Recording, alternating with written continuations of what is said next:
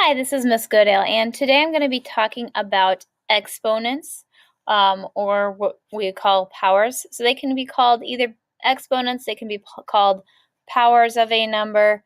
It is just a way to show repeated multiplication. So the number that is being repeated is called the base, and it's written as a larger value. So I'm going to make 3 my base. And the exponent, or the power, is written smaller, and it's raised to be written on the upper right-hand side of the base. So 3 to the 5th would be 3 with a 5 raised above it. You do not, I'm going to write up here, want to make your 5 as big as your 3, because that looks like a 35, okay? So do not make your exponent as large as your base. Even if you did it like this, you still have a hard time distinguishing that it's not 35 instead of 3 to the 5th power. Another thing to notice, your exponent, or your power, is the number of times that you see the base, the big number, repeated. Okay? So if you think about it that way, then 3 to the 5th means 3 written 5 times, and then you multiply it. 1, 2, 3, 4, 5, and then I just multiply it. So, and I can do multiplication, remember, in whatever order. So if I want to go ahead and just group this and do 3 times 3 is 9, and 3 times 3 is 9. I brought down my other 3. 9 times 9 is 81. And then 81 times 3, I'm going to go ahead and show you this over here.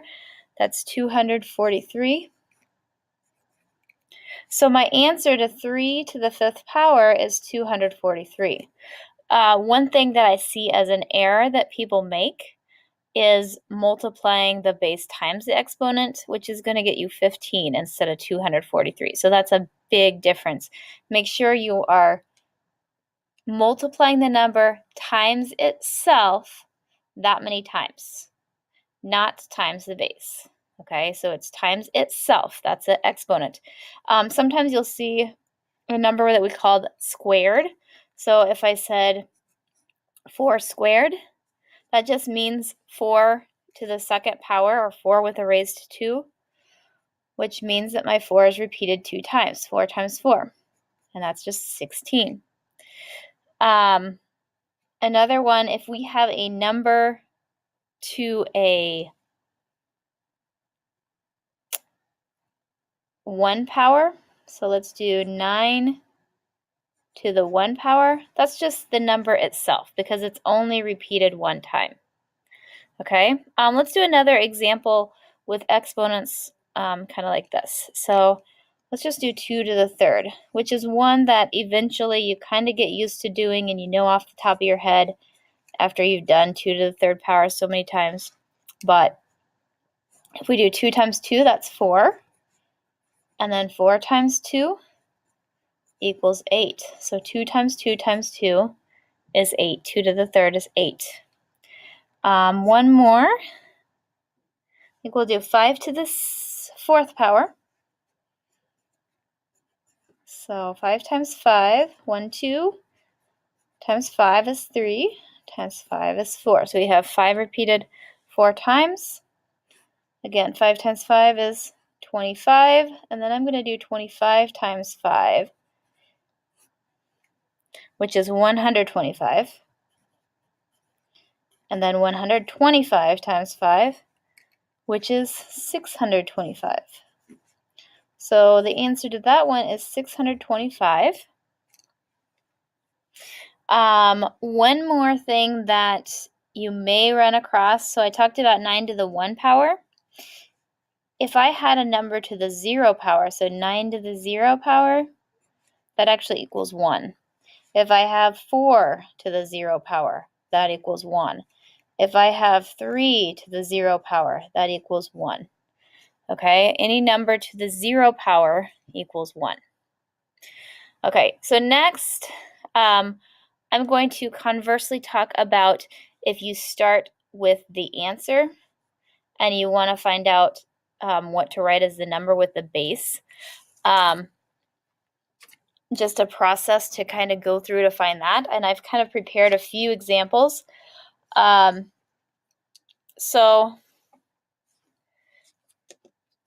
If I start with the number 512 and a base is 8, that means my raised number is going to be 8. I know that, or not my raised number, my whole number is going to be 8, and we just have to find out the raised number. There are two ways that you can do this, and those are in your notes. I'm just going to flash this in front of the screen here. You can use repeated multiplication or repeated division. So if you use repeated multiplication, you can start with just your number times itself repeatedly until you come up with the correct answer. If you do repeated division, then you just divide until you come up with the right answer. So 8 times 8 is 64. And then if I do 64 times 8, that is 512. Okay? So I had to multiply it 1, 2, 3 times. I'm going to go ahead and show you if I would have done division. So we had 512. 512. If I would have divided 512 by 8, hopefully I have enough room here. I get 6, which is 48. And then I subtract and I get 32. I may run out of room. And 8 goes into 32 4 times. Kind of going to write off to the side here. So then I get 64. I'm not down to 8 yet, so I have to divide again. 8 times 8 is 64. And I'm at 0 here. I'm at 8. I have 1, 2, 3 8s. So I still have 8 to the 3rd power.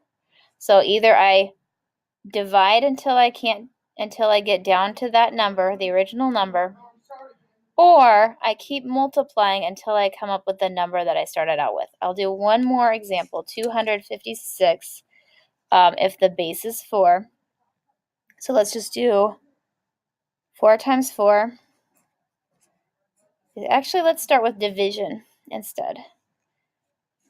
So if I start out with 256 divided by 4, I get 6. I subtract, I get 16. 4 will go into 16 4 times. Okay, then I have 64. And I divide that by 4. So that'll go in there once. Oops. Divided by 4 is 2. Or subtracting 4 is 2. I got ahead of myself on that one. 2, bring down your 4. 24. 16. So I still am not done because my number on the top is not 4 yet. 16 divided by 4 is 4, and that's 0. So I have 1, 2, 3, 4 fours. 4 times 4 is 16. 16 times 4 is 64. And 64 times 4 is 256. So if I did this one, I would count my 4s. That's two different ways. I kind of went through those fast so I could make sure I fit them all in the video. So my base is 4. And then my raised number is 1, 2, 3, 4. Okay. That was kind of a quick run through of those. Let me know if you have any questions or need more help on this, please. And stay tuned for more videos. Thank you.